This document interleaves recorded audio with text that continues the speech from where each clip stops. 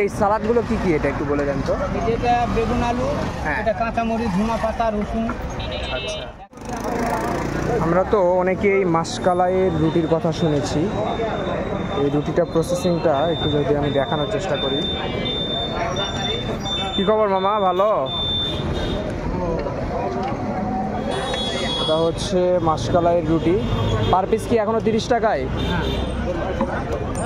অনেক আগে থেকেই মামাকে আমি একবার দেখাইছিলাম, তো রুটির দাম তখন ছিল মাসকালাইয়ের রুটি 30 টাকা, এখন পর্যন্ত 30 টাকায়। এই রুটিগুলো সচরাচর দেখা যায় না, নওগাঁতে একটা জায়গাতে এই রুটিগুলো পাওয়া যায়। এটা হচ্ছে ঢাকা বাস স্ট্যান্ডে, ঢাকা বাস স্ট্যান্ডের এসআর ট্রাভেলসের অপোজিট সাইডটাই মূলত উনি মাসকালাইয়ের রুটিগুলো বিক্রি করে থাকেন। এখন কিনা বেচা কেমন মামা? ধান টান কাটছে, সবার হাতে তো টাকা পয়সা আছে, রুটি মুটি খাচ্ছে না।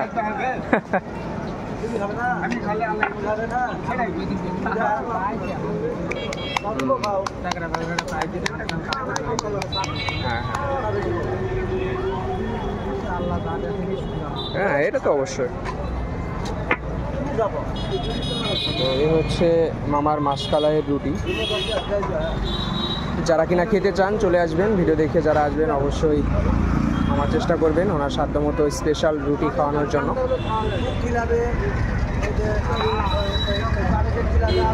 এই রুটির স্বাদগুলো অন্যান্য রুটির তুলনায় একটু বেশি না মামা? এই সালাদগুলো কি কি এটা একটু বলে দেন তো। এটা বেগুন আলু, হ্যাঁ। এটা কাঁচামরিচ, ধনিয়া পাতা, রসুন। আচ্ছা একটা বাটা। আচ্ছা। তো এই সালাদ সহ আর কি চাটনি সহ এই রুটিগুলো খেয়ে থাকেন।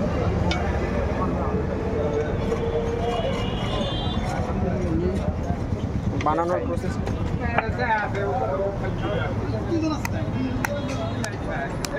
হাত দিয়ে এগুলো বেশি করে করতে হয় না, পানি দিয়ে? বেশি মজা লাগে বাবা। আচ্ছা, বেশি করে এগুলো হাত দিয়ে করতে হয়, পানি দিতে হয় কারণ শুকায় যায়, যে কারণে পানি দিয়ে দিয়ে এটা হাত দিয়ে দিয়ে এভাবে রুটির শেপটা দেওয়া হয়।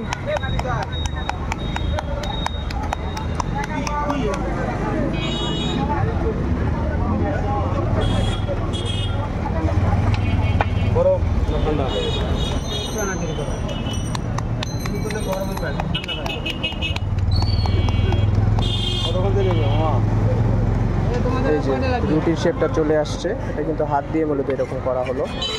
এটা কিন্তু রুটি বলা দিয়ে কী করলে এটা হয় না, হাত দিয়েই করতে হয়, একটু খাটনি আছে। তো এই ছিল মাসকালাইয়ের রুটি মামার। ঠিক আছে মামা।